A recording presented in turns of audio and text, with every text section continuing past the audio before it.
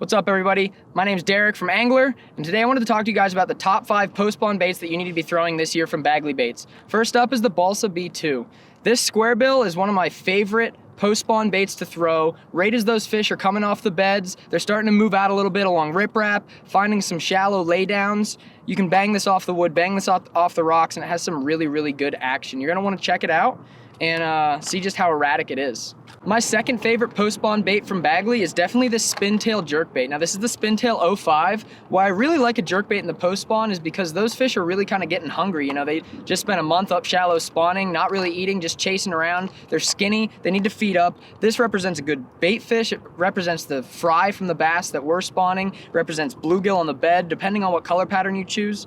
The reason that I like this spintail though is because the spinning tail on the back of this thing really adds a lot of action that those fish don't normally see, which sometimes is the key to getting those bites.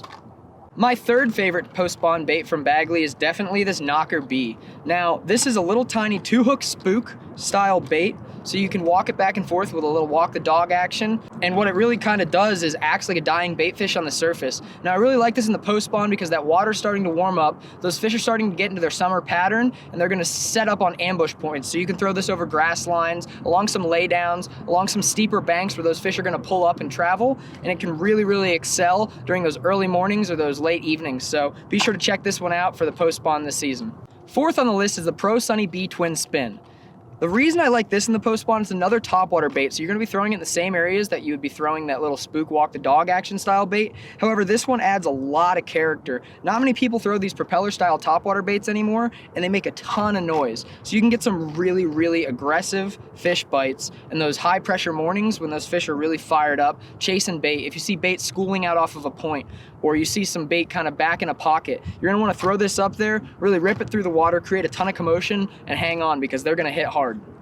And last but not least, we have the flat Balsa B2. Now this is a little bit of a more deep diving crank. It's probably a little more towards when those fish are really starting to get real post spawn. I mean, they're pulling way off the banks. That water's really starting to warm up. They're getting a little bit deeper water, that 10 to 15 foot range. This you can throw along riprap. You can throw it on those deeper laydowns out in the tips of the trees where you're banging off the branches. And basically what you're looking is to throw this in an area where the bass are looking to ambush prey.